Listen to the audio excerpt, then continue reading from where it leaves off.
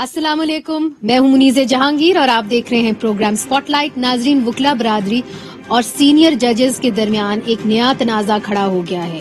Judicial commission जो आला अदलिया में जजेस की तकर्री करती है, जिसके अंदर आला अदलिया तकर्री करती है, उन्होंने सिंध हाई कोर्ट के जज अहमद अली शेख को 4-5 की अक्सरियत से सुप्रीम कोर्ट ऑफ पाकिस्तान का एडहॉक जज बनाने की मंजूरी दे दी है। ये तकर्री वकला के भरपूर एहतजाज के बावजूद की गई। इस पर वकला का मौकफ है कि आर्टिकल 182 के मुताबिक सुप्रीम कोर्ट के किसी अपने जज को जिसे रिटायर्ड हुए 3 साल से जायद का अरसा ना हुआ हो को बतौर एडहॉक जज तकर्रुर कर सकती है, जबकि हाई कोर्ट के जज की एडहॉक जज की तकर्री की सूरत में मुतल्लिका चीफ जस्टिस की रजामंदी जरूरी होती है। याद रहे कि जो जज आज एडहॉक जज बनाए गए हैं, सिंध हाई कोर्ट के चीफ जस्टिस अहमद अली शेख ने इसके लिए रजामंदी जाहिर नहीं की मीडिया रिपोर्ट्स के मुताबिक, और आज इस मसले पर पूरे सिंध में वकला ने हड़ताल की हुई है। ये तो नाजरीन मसला नहीं है, ये मसला नया नहीं है। हाल ही में जो जुडिशल कमीशन ऑफ पाकिस्तान ने जस्टिस मोहम्मद अली मजहर को सुप्रीम कोर्ट में तैनात कर दिया था, तो वकला ने इस पर भी शदीद एहतजाज किया था और इस फैसले को मुस्तरद करते हुए कहा कि ये आइन के खिलाफ वर्जी है, क्योंकि ये सीनियरिटी के असूलों के खिलाफ जाता है। आपको याद होगा कि जस्टिस मोहम्मद अली मजहर को जुडिशल कमीशन ने सीनियरिटी को नजरअंदाज करते हुए तैनात किया है, जबकि इनसे सीनियर सिंध हाई कोर्ट के चीफ जस्टिस अहमद अली शेख थे, जिनको आज एडहॉक जज तैनात किया है। जस्टिस इरफान सदात खान, जस्टिस अकील अहमद अब्बासी और जस्टिस हसन अजहर मिर्जा थे। सीनियरिटी को नजरअंदाज करने की रीत नाजरीन पाकिस्तान में पुरानी है। पहली दफा 1954 में जस्टिस ASM अकरम को हाई कोर्ट को बाईपास किया गया और जस्टिस मोहम्मद मुनीर को चीफ जस्टिस ऑफ पाकिस्तान मुकर्रर किया गया। जुल्फिकार अली भुट्टो ने जस्टिस मौलवी मुश्ताक को बाईपास किया और फिर 1978 में जस्टिस मुश्ताक उसी लाहौर हाई कोर्ट बेंच का हिस्सा बने जिसने भुट्टो को मौत की सजा सुनाई। इस पर बात करने के लिए हमने दावत दी है सेनेटर अली जफर को, जिनका ताल्लुक पाकिस्तान तहरीक इंसाफ से है। वो सेनेट की कमेटी बराए लॉ एंड जस्टिस के चेयरपर्सन है, साबिक सदर सुप्रीम कोर्ट बार एसोसिएशन भी रह चुके हैं। सेनेटर कामरान मुर्तजा साहब हमें क्वेटा से ज्वाइन कर रहे हैं। इनका ताल्लुक JUI फेस से है और वो सेनेट की कमेटी बराए लॉ एंड जस्टिस के मेंबर हैं। आप भी साबिक सदर सुप्रीम कोर्ट बार एसोसिएशन रह चुके हैं। सेनेटर आजम नजीर तारर साहब, उनका ताल्लुक पाकिस्तान मुस्लिम लीग नून से है और वो सेनेट की कमेटी बराए लॉ एंड जस्टिस के अहम मेंबर हैं। आप तमाम लोगों का बहुत बहुत शुक्रिया। सबसे पहले अली जफर साहब, आपकी जानिब आऊंगी, चूंकि इधर ये सवाल उठाया गया है कि अगर बाकी जजेस को बाईपास किया गया और एक जज को मुकर्रर कर दिया गया तो क्या वजह है? क्या बाकी जो जजेस थे उनकी क्रेडिबिलिटी नहीं थी? क्या वो इस काबिल नहीं थे कि उनको जो है एलिवेट किया जाए? जी मुनीज़े, जो सुप्रीम कोर्ट की एक फैसला है और उस फैसले में ये कहा गया है कि जो हाई कोर्ट का जज जब सुप्रीम कोर्ट के लिए आने की उसकी बारी आए तो सबसे पहले जो सीनियर मोस्ट जज है उसको बनाया जाए। ये सीनियरिटी का प्रिंसिपल सुप्रीम कोर्ट की जजमेंट के तहत आया है। मेरी जाती राय में ये जरूरी नहीं होना चाहिए कि आप हर बार एक सीनियर मोस्ट जज को ही सुप्रीम कोर्ट लेके आए, क्योंकि हो सकता है कि वो जो सीनियर मोस्ट जज है वो उनमें कोई ऐसी पाई जाए इशू आ जाए जो जिसकी वजह से उनको बाईपास किया जा सकता है। तो मेरी नजर में अगर वो सीनियर मोस्ट जज को नहीं ऊपर लेके आना तो फिर जो मेरे नजर में एक रीजनेबल ऑर्डर के तहत, एक रीजनड ऑर्डर के तहत ये फैसला करना चाहिए और वजह बतानी चाहिए कि सीनियर मोस्ट जज को क्यों नहीं लाया जा रहा। इस केस में हुआ ये है कि जो जज साहब सीनियर मोस्ट थे उनको भी नहीं लिया गया और जो सेकंड और थर्ड थे उनको भी नहीं लिया गया। जिन जज साहब को सुप्रीम कोर्ट लाया गया है उनकी काबिलियत में कोई शक नहीं, उनकी इंटेग्रिटी पे कोई शक नहीं, लेकिन जो ऑब्जेक्शन आ रहा है बार से, मुख्तलिफ बार से, पाकिस्तान बार काउंसिल से भी और Sindh high court bar association से भी और सुप्रीम कोर्ट बार से भी, वो ये आ रहा है कि आपने سینئر 3 ججوں کو یا جو ان سے سینئر تھے لوگ ان کو کیوں نہیں اوپر لے کے آئے. تو اس صورت میں یہ کہوں گا کہ جو انسٹیٹیوشن ہے جو رسپانسبل ہے اوپر لے جانے کی, ان کو چاہیے کہ وہ یہ واضح کر دیں, ٹرانسپیرنسی کی بھی یہ ریکوائرمنٹ ہے, واضح کر دیں کہ وہ 3 جج صاحبان کیوں نہیں اوپر آنے کے قابل, ان کو کیوں نہیں پروموٹ کرنا چاہیے, اور پھر فیصلہ کیا جائے کہ کیا سرکمسٹانسز تھے کہ چوتھا جج کو انہوں نے اوپر لے کے آئے. تو یہ ہی ایشو ہے, یہ اس میں کوئی ذاتی کسی جج کے اوپر میرا خیال ہے کوئی نہیں اٹھاتا کوئی انگلی, لیکن ایک پروسیجر کے بارے میں بات کی جاتی ہے کہ اگر سینئر کو آپ نے نہیں لانا تو آپ اس کی کریکٹ وجوہات کم از کم آپ بتائیں. ٹھیک ہے طارر صاحب, آپ متفق ہیں جو علی ظفر صاحب کہہ رہے ہیں کہ جی اگر آپ نے سینئر موسٹ جج کو نہیں رکھا وہ آپ کی ثواب دید ہے, مگر آپ کم از کم اس کی وجوہات تو بتائیں. جی میں 100% ایگری کرتا ہوں. علی ظفر صاحب کیونکہ کانسٹیٹیوشنل سائیڈ کے ایک بڑے معروف وکیل ہیں اور ان کی بڑی گہری نظر ہوتی ہے کانسٹیٹیوشنل ایشوز پہ, اور پولیٹیکل سائیڈز اپارٹ میں سمجھتا ہوں کہ جو لا اینڈ جسٹس کی ہماری کمیٹی ہے سینٹ میں. صاحب آپ متفق ہیں جو علی ظفر صاحب کہہ رہے ہیں کہ جی اگر آپ نے سینئر موسٹ جج کو نہیں رکھا وہ آپ کی ثواب دید ہے, مگر آپ کم از کم اس کی وجوہات تو بتائیں. جی میں 100% ایگری کرتا ہوں. علی ظفر صاحب کیونکہ کانسٹیٹیوشنل سائیڈ کے ایک بڑے معروف وکیل ہیں اور ان کی بڑی گہری نظر ہوتی ہے کانسٹیٹیوشنل ایشوز پہ, اور پولیٹیکل سائیڈز اپارٹ میں سمجھتا ہوں کہ جو لا اینڈ جسٹس کی ہماری کمیٹی ہے سینٹ میں وہ بڑے محفوظ ہاتھوں میں آج کل اس حوالے سے کہ ماشاءاللہ اس میں نہ صرف وکلاء ہیں, بڑے منجے ہوئے پارلیمنٹیرینز ہیں, اور علی ظفر صاحب بڑے اچھے طریقے سے اسے چلا رہے ہیں. آپ تینوں ہیں اس کے اندر؟ جی ہم تینوں ہیں. جی ہمارے ساتھ فاروق نائک صاحب ہیں, رضا ربانی صاحب ہیں, اور ساتھی بھی ہیں, ولید اقبال صاحب آگے. میں عرض کر رہا تھا کہ دیکھیے سینیورٹی کا پرنسپل رول آف تھمب نہیں ہے, ہم بھی یہ کہتے ہیں, اور پاکستان بار کونسل نے کئی دفعہ سپورٹ کی ہے اس بات کو کہ آپ فٹنس کم سینیورٹی کو دیکھ لیا کریں, لیکن اس کے ساتھ ہم نے ہمیشہ یہ کہا کہ جب آپ سینیورٹی پرنسپل کو وائلیٹ کریں, number 1 you should ask for the consent. جن لوگوں کو آپ چھوڑ رہے ہیں شاید وہ وہاں پہ چیف جسٹس کنٹینیو کرنا چاہیں, اور کچھ لوگوں کی یہ ڈیزائر ہوتی ہے کہ ہم اپنے صوبے کو سرو کریں ایز اے چیف جسٹس, اور وہ خود والنٹیئر کریں کہ ہم نہیں آنا چاہتے, جو کہ پنجاب کی 1-2 ایلیویشنز میں پیچھے ہوا. اور جب سندھ سے ہی جسٹس منیب اختر صاحب کو لیا گیا 5ویں نمبر سے, جو آپ کے سپریم کورٹ کے جج ہیں, علی ظفر صاحب اور کامران مرتضیٰ صاحب کو یاد ہوگا کہ ان سے اوپر جو اس وقت 5 جج صاحبان تھے, 4 جج صاحبان, ان کی کنسنٹ لی گئی. بغیر کنسنٹ لیے اور بغیر ریزنز اسائن کیے 5ویں نمبر سے ایلیویشن, چاہے وہ بہت قابل جج ہے, اس میں کوئی شک نہیں, لیکن جو ان سے اوپر 2-3 لوگ ہیں ان کی قابلیت پہ بھی کسی کو شک نہیں. یہ تو ایک ایشو رہا. ابھی یہ آگ بجھی نہیں تھی, یہ فیصلہ بھی 5-4 سے ہوا تھا کہ آج کا جو جوڈیشل کمیشن ہے وہ ہیسٹ میں کر دیا گیا, اور اس میں ایڈ ہاک جج کے لیے اپوائنٹ کر دیا گیا sitting chief justice Sindh high court کو, جن کے بارے میں پہلے یہ کہا جا رہا تھا کہ انہیں اگنور کر کے ان سے 5ویں نمبر کے جج کو لایا گیا. اب تکلیف دہ بات یہ ہے کہ آج اگر وہ یہ ان کی اپوائنٹمنٹ جو ہے وہ ہو جاتی ہے, وہ سارے مراحل سے گزر کے, تو وہ اپنے سے 5 درجہ جونیئر جو جج ہیں, جو وہاں سے 1 ہفتہ پہلے جن کی ریکمنڈیشن ہوئی ہے, ابھی وہ کنفرم نہیں ہوئی پارلیمانی کمیٹی سے, وہ ان سے جونیئر ہو جائیں گے, اور پھر رہیں گے بھی وہ ایڈ ہاک جج میکسیمم 3 سال کے لیے. آپ نے کہا 182 کانسٹیٹیوشن میں لکھا ہوا ہے کہ ایڈ ہاک اپوائنٹمنٹ عام حالات میں نہیں ہوگی. جی بالکل لکھا ہوا ہے. ان معروضی حالات میں جب کمپیلنگ سرکمسٹانسز ہو, سپریم کورٹ کا فورم ایسا ہو کہ اس کی وجہ سے سٹنگ نہیں ہو سکتی, تب لگایا جاتا ہے. وہ ریزنز بھی نہیں ہے ہمارے پاس, تو اس لیے بار ساری متفق ہیں. دونوں بار کے جو بڑے دھڑے ہیں, پروفیشنل گروپ اور انڈیپینڈنٹ گروپ, دونوں اس کو اپوز کر رہے ہیں. اچھا دیٹس انٹرسٹنگ. ٹھیک ہے دیٹس انٹرسٹنگ. کامران مرتضیٰ صاحب جس طرح کے طارر صاحب نے وہ علی ظفر صاحب کی بات کو کہا کہ نہیں جی وہ ٹھیک کہہ رہے ہیں کہ اگر آپ سینئر موسٹ جج کو نہیں آپ تقرری ان کی کر رہے تو پھر آپ کم از کم وجوہات دیں. آپ اس بات سے متفق ہیں؟ سب سے پہلا سوال یہ آپ سے.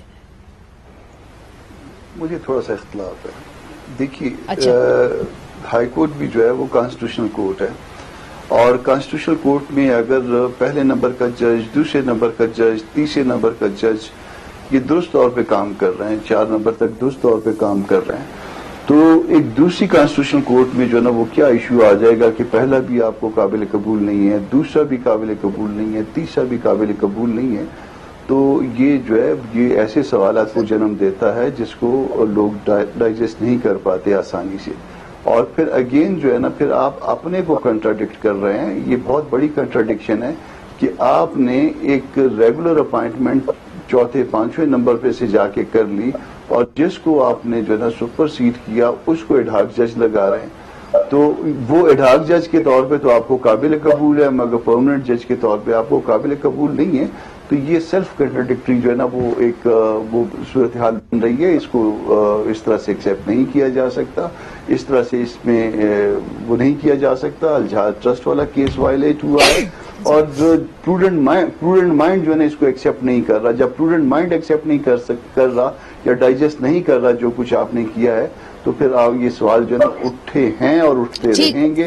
اس کو اس طرح علی ظفر صاحب، کیوں کامران مرتضیٰ صاحب یہ کہہ رہے ہیں جب آپ نے سندھ ہائی کورٹ کے جو جج ہے احمد شیخ صاحب کو ایڈ ہاک جج بنایا، مگر آپ نے ان کو سینیورٹی کے باعث آپ نے ان کو پرماننٹ جج نہیں بنایا، تو یہ سوال تو اٹھیں گے کہ اگر آپ کو ایڈ ہاک جج پہ قبول ہیں تو پھر پرماننٹ جج پہ کیوں نہیں قبول؟ اور دوسرا یہ ہے کہ کیوں کامران مرتضیٰ صاحب یہ کہہ رہے ہیں جب آپ نے سندھ ہائی کورٹ کے جو جج ہے احمد شیخ صاحب کو ایڈ ہاک جج بنایا، مگر آپ نے ان کو سینیورٹی کے باعث آپ نے ان کو پرماننٹ جج نہیں بنایا، تو یہ سوال تو اٹھیں گے کہ اگر آپ کو ایڈ ہاک جج پہ قبول ہیں تو پھر پرماننٹ جج پہ کیوں نہیں قبول؟ اور دوسرا یہ ہے کہ انہوں نے یہ ظاہر کیا تھا کہ میں نہیں بننا چاہتا میڈیا رپورٹس کے مطابق، اور آرٹیکل 182 اور آرٹیکل 200 کے مطابق 200 کے مطابق ان کی رضامندی ضروری ہے. تو اب کیا ہوگا؟ کیا اب تنازع کھڑا ہو جائے گا بار ایسوسی ایشنز اور سینئر ججز کے درمیان؟ جی منیزے، میں تارڑ صاحب اور کامران مرتضیٰ صاحب کی بات سے بالکل اگری کرتا ہوں جب وہ کہتے ہیں کہ اگر ایک شخص جو ہے اس کو آپ ایکسیپٹ نہیں کرتے، وہ اس قابل نہیں سمجھتے کہ ان کو آپ پرماننٹ جج لگائیں سپریم کورٹ کا، تو پھر وہی کنڈیشن ایڈ ہاک جج کے لگانے کے وقت بھی ہونی چاہیے. پھر ان کو ایڈ ہاک جج کس طرح آپ بنا سکتے ہیں؟ کیونکہ فیصلے تو ایڈ ہاک جج نے بھی کرنے ہیں سپریم کورٹ میں آ کے، اور فیصلے پرماننٹ جج نے بھی کرنے ہیں. ٹھیک ہے جی، لیکن میں اس سے ذرا تھوڑا سا آگے جاؤں گا، اور میں یہ کہوں گا کہ میری نظر میں حالانکہ آئین میں اجازت ہے ایڈ ہاک جج لگانے کی، لیکن میری نظر میں ایڈ ہاک جج ہونا ہی نہیں چاہیے. اس سے ایک انڈیپینڈنس آف جوڈیشری جو ہے اس پہ اثر انداز ہوتا ہے، کیونکہ ایڈ ہاک جج کو سمجھا جاتا ہے کہ شاید وہ ایڈ ہاک ہے، وہ پرماننٹ نہیں، اور اگر وہ پرماننٹ نہیں تو ہو سکتا ہے وہ کسی دباؤ کا شکار ہو، اس کو کسی وقت بھی واپس بھیجا جا سکتا ہے ہائی کورٹ کے لیول پہ.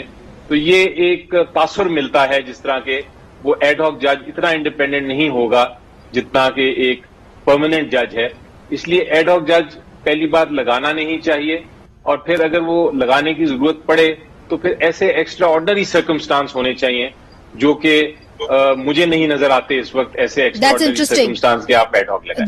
That's very interesting. طاہر صاحب, do you agree کہ ایڈ ہاک جج لگانا نہیں چاہیے جو آپ ایڈ ہاک لگائیں؟ That's very interesting. طاہر صاحب, do you agree کہ ایڈ ہاک جج لگانا نہیں چاہیے جو چونکہ انڈیپینڈنس آف جوڈیشری جس طرح کہ علی ظفر صاحب نے کہا وہ ایک طریقے سے انڈرمائن ہوتی ہے؟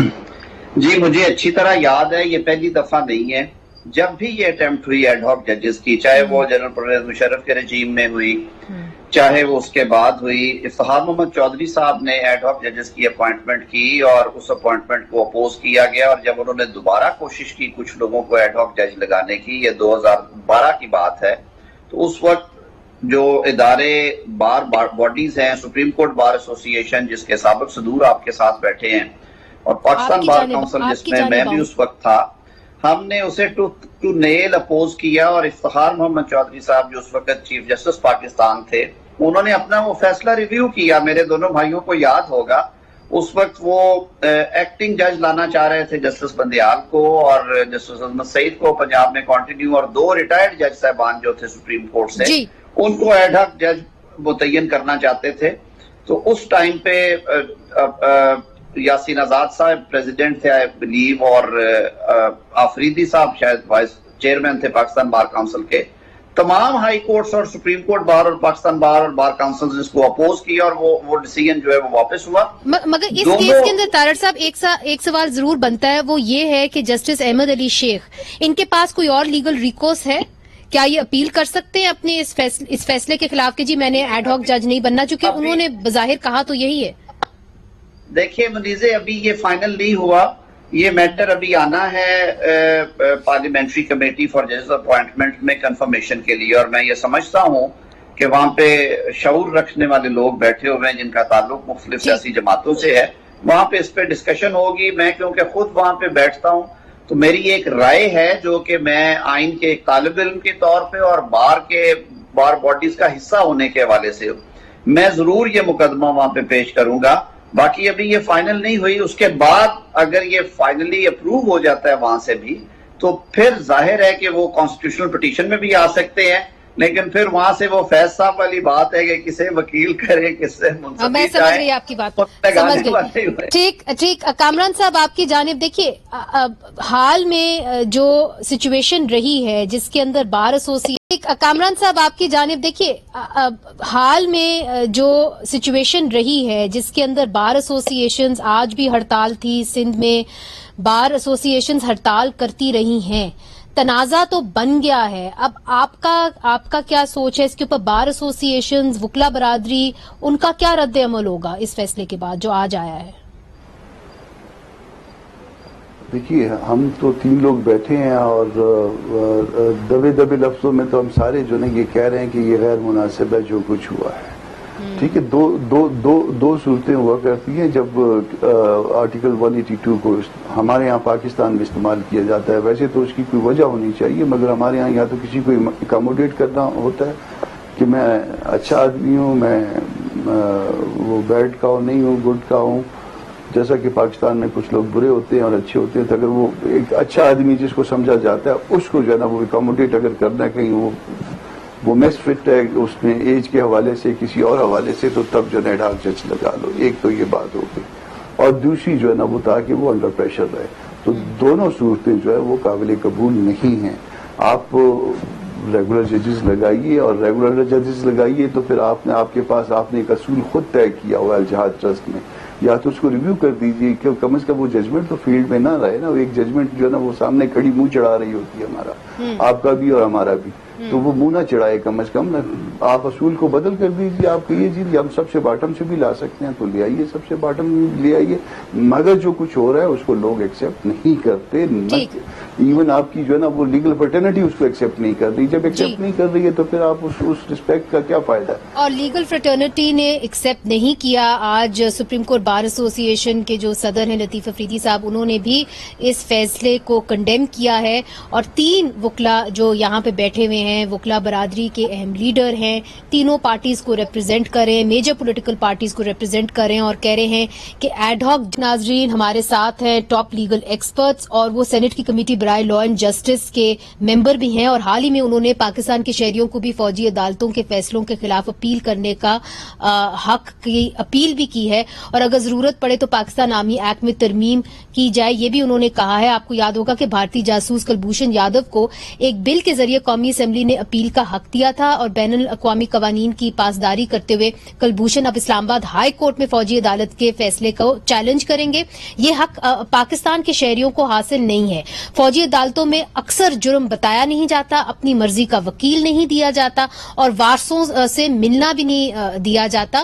ایسا ہی کچھ ہوا حمزہ فیصل کے والد سید علی فیصل کے ساتھ. سید علی فیصل کو اپریل 2011 میں ہنگو سے اٹھایا گیا، action in aid of civil power قانون کا سہارا لیا گیا، اور وہ 1 سال تک لاپتہ رہے. 2012 میں ان کی ملاقات اپنے خاندان سے ہوئی، اور فوجی عدالت نے 2018 میں ان کو 7 سال کی قید سنائی. الزام لگایا کہ ان کے کالعدم تنظیموں کے ساتھ روابط ہیں، پر ان کا جو بیٹا ہے حمزہ فیصل وہ کچھ اور ہی بتاتے ہیں. آئیے دکھاتے ہیں وہ کیا کہتے ہیں. سب سے پہلے تو تقریباً 23 جنوری 2011 کو ہماری گاڑی پر TTP طالبانوں نے فائرنگ کر دی تھی، قتلانہ حملہ کیا تھا، جس پر میرے دادا اور میرے پھوپھی کا بیٹا اور ایک سرکاری گارڈ اور ایک پرائیویٹ گارڈ 3 شہید ہو گئے تھے. تو طالبان تحریک طالبان نے ہماری ذمہ داری قبول کر دی. تو اس کے بعد 22 اپریل 2011 کو میرے والد صاحب کو اٹھا کر لے گئے سیکورٹی فورسز کہ آپ لوگ دہشت گرد ہو. تو میرے والد صاحب نے ان کو بتایا کہ میں کس طرح دہشت گرد ہوں. ابھی تو میرے اوپر طالبانوں نے حملے کیے. پھر 2018 میں 1 جون ان کو تقریباً ماردان سینٹر جیل پر پولیس کے حوالے کر دیا. جب ملاقات شروع ہو گئی پھر اب اس سے پتہ ہمارا چلا کہ اب کیا ہے کیا نہیں سب کچھ پوچھا. تو اس نے کہا امنیٹی کورٹ نے 7 سال قید کیا ہماری اوپر قید کیا ہے. تو پوچھ لیا کہ کچھ ثبوت کچھ گواہ. اس نے کہا کچھ نہیں بس 7 سال قید کیا ہے. تو ہم تو خوش ہوئی کہ چلو 2011 سے آپ کو اٹھائے اور 7 سال قید کیے ہوئے تو 18 میں آپ کی قید پوری ہو گئی ہے. اس نے کہا نہیں قید ابھی 18 سے ہماری شروع کی ہے 25 تک. ناظرین ہنگو سے حمزہ فیصل ہمیں اپنے والد کے بارے میں بتا رہے تھے. پھر پشاور ہائی کورٹ کے چیف جسٹس سیٹھ وقار نے جون 2020 کو فوجی عدالتوں کی طرف سے دی گئی سزاؤں کو کالعدم قرار دے دیا. جولائی میں سپریم کورٹ نے پشاور ہائی کورٹ کا فیصلہ معطل کر دیا. ان میں حمزہ فیصل کے والد سید علی فیصل بھی شامل تھے. ان کو 7 سال کی سزا سنائی گئی تھی لیکن اب ان کو 10 سال ہو گئے ہیں جیل میں. اسی حوالے سے شبیر حسین کگیانی صاحب نے بھی ہمیں جوائن کیا ہے. وکیل ہیں ان کے اور لاپتہ افراد کے حوالے سے کام بھی کرتے رہتے ہیں. سب سے پہلے مگر علی ظفر صاحب آپ کی جانب آتی ہوں. یہ جو سینٹ کی standing committee on law and justice ہے اس میں کیا حکومت جو ہے وہ شہری کو اپیل کا حق دے گی؟ دیکھیں جو تو بل آیا ہوا ہے کمیٹی کے سامنے اس کا ایکچولی جو آرمی ایکٹ کے تحت اگر کوئی اپیل کی گنجائش ہے اس کے ساتھ تعلق نہیں.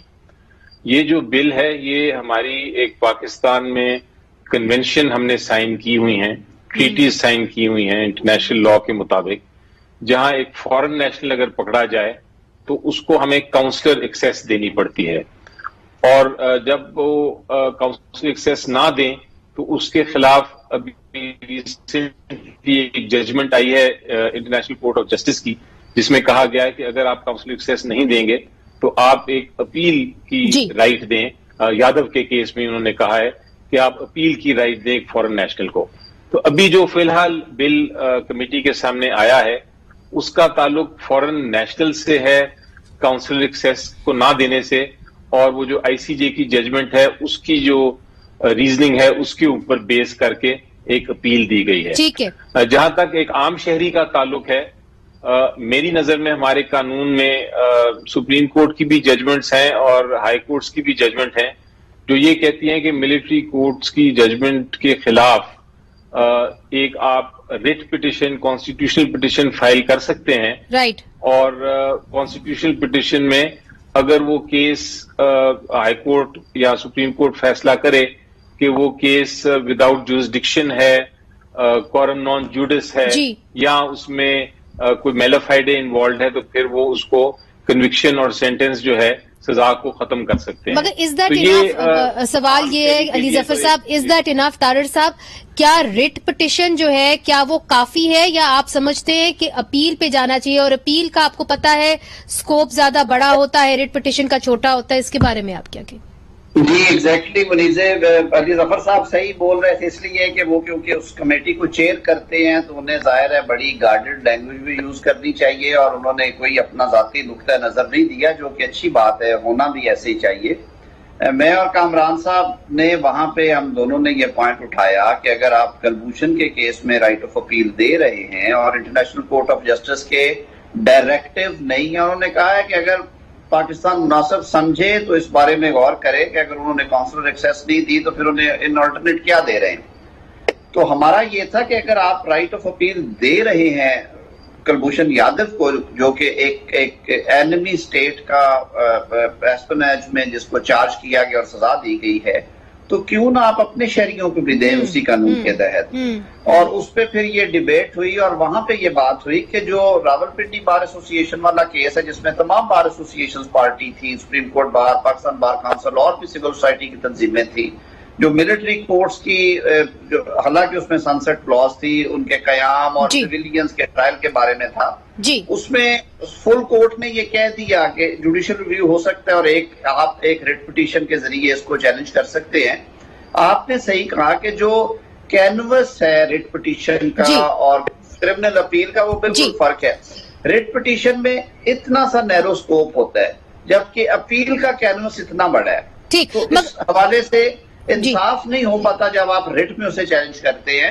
اور اسی حوالے سے ہم نے یہ بات کی تھی کہ یہ سوچا جائے، اور یہ پارلیمان کی ذمہ داری ہے کہ وہ قانون سازی اگر کرتی ہے تو ایسی قانون سازی کرے جو کہ آئین کے article 4، article 9، article 10A، article. ٹھیک، میں آپ کی بات سمجھ گئی ہوں. اتنے آرٹیکلز آپ نے کہہ دیا، عام لوگوں کو اس کی اتنی پتہ نہیں ہوتی، مگر جو آپ رائٹ ٹو فیئر ٹرائل ہے اس کی بات کر رہے ہیں. میں سمجھ گئی آپ کی بات.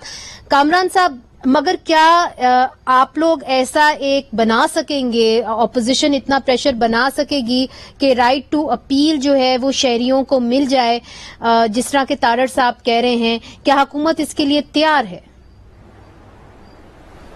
دیکھیے، یہ آپ کو بھی پتا ہے کہ ہم اتنا پریشر شاید نہیں بنا سکیں گے. وجہ اس کی میں آپ کو بتا دیتا ہوں. وجہ یہ ہے کہ یہ کمیٹی جو ہے اس کیا گیا ہے اس کے بارے میں رائے دے سکتی ہے، نہ کہ خود از خود کوئی چیز جو ہے نا لیجسلیٹ کر سکتی ہے. اس میں امینڈمنٹ پرپوز کر سکتی ہے، مگر بہرحال جو ہے نا اس نے الٹیمیٹلی ہاؤس کے سامنے جانا ہے، اور ہاؤس کے سامنے جب جائے گا تو پھر آپ کو پتا ہے کہ وہاں کیا ہوتا ہے اور کس طرح سے جو ہے نا وہ اس سے بھی بڑی بڑی چیزیں جو ہے نا وہ نکل جاتی ہیں، اور کس طرح سے نکل جاتی ہیں. یہ جو ملٹری کورٹ جو سول لوگوں کو جو اپنا ان کے خلاف جو پروسیڈ کرتی ہے، اس سے پہلے بھی اس ملک میں ایسا ہوا، مگر اس وقت کانسٹیٹیوشن جو ہے نا امینڈ نہیں کیا تھا. اس دفعہ جو ہے نا کانسٹیٹیوشن بھی امینڈ کیا تھا، اور پھر جب وہ دونوں امینڈمنٹس چیلنج ہوئی، آپ کی والدہ اس میں وکیل تھی اس کیس میں ہماری سپریم کورٹ بار کی. جب اس میں چیلنج ہوا تو اس میں انہوں نے کہا کہ جی ہم آپ کے لیے ایک دروازہ کھول رہے ہیں رائٹ آف ریویو کا، کہ ریٹ جو ہے نا وہ اوپن کر رہے ہیں کہ ریٹ میں ہم اس کو دیکھیں گے. مگر اس کے بعد کس طرح سے دیکھا گیا یہ آپ کو بھی پتا ہے، یہ ہم کو بھی پتا ہے. ایون ریکارڈ منگوایا گیا، ریکارڈ دینے سے جو ہے نا نہیں دیا گیا، ریکارڈ دینے سے جو ہے وہ لٹرلی انکار کیا گیا. تو جب یہ صورتحال ہوگی تو آپ کے پاکستانی شہریوں کو جو ہے نا وہ رائٹ آف ریویو میسر نہیں ہے. یہ جو لیجسلیشن ہو رہی ہے ایک فارنر کے خلاف، ایک فارنر کے لیے ہو رہی ہے، اور جس پہ الزام ہے کہ وہ دشمن کا جاسوس ہے. اب دشمن کے جاسوس کے لیے رائٹ آف اپیل جو ہے وہ کریٹ کیا جا رہا ہے. آپ کے اپنے لوگوں کے لیے جو رائٹ آف ریویو دیا گیا تھا ریٹ میں، جس کا سکوپ نیرو ہے، اس میں ایون کورٹس کے کہنے کے اوپر بھی جو ہے وہ ریکارڈ نہیں پروڈیوس کیا گیا. یہ بڑی ڈپریسنگ آپ نے صورتحال بتائی ہے، بڑی ڈپریسنگ صورتحال بتائی ہے. سپریم کورٹ کے کہنے پہ بھی ریکارڈ نہیں آیا تھا. تو جب یہ صورتحال آپ کے اپنے شہروں کی. جی، شبیر حسین صاحب نے اس طرح کے بہت سے کیسز کیے ہیں. کامران صاحب آپ نے بھی کیے ہیں، انہوں نے بھی کیے. شبیر حسین صاحب مختصر سا پوچھوں گی، پھر واپس آپ کی بھی جانب آؤں گی بریک کے بعد. مگر کتنے ایسے لوگ ہیں اس وقت جن کو ملٹری کورٹس کے تحت سزا سنائی گئی اور اب تک وہ جیلوں کے اندر ہیں، ابھی تک ان کی سنوائی نہیں ہو رہی، کیس ہی نہیں لگ رہا؟ بسم اللہ الرحمن الرحیم. پہلے 2019 میں جو پشاور ہائی کورٹ نے فیصلہ کیا وہ 74 قیدیوں کا تھا. پھر 2020 میں مرحوم سیٹ وقار صاحب نے جو فیصلہ کیا وہ 164 لوگوں کا تھا. اور ابھی پشاور ہائی کورٹ میں 250 ریٹ پیٹیشن ملٹری کورٹ کے کنوکٹ کے باقی ہیں. یہ 74 پلس 164 لوگ جو پشاور ہائی کورٹ نے ان کے ایکویٹل کی آرڈر کیے، اسٹیٹ نے ان کے خلاف آنریبل سپریم کورٹ میں اپیل کیے، اور اسٹے آرڈر کی ذریعے بری شدہ لوگ ابھی تک جیل میں سڑ رہے ہیں. جو مثال آپ نے دی اس کی امیر فیصل کی، اس کی 7 سال کی سزا ہے 2011 سے کسٹڈی میں. چونکہ میں اس کا وکیل ہوں تو اس کے کیس کا اس لیے مجھے پتہ ہے کہ جب 2011 میں اس کو اٹھایا گیا، ان کے رشتہ داروں نے مسنگ کمیشن پرسن اسلام آباد میں جو ہے وہاں درخواست دے دی، اور ان کے ڈائریکشن پر ملٹری فورسز کے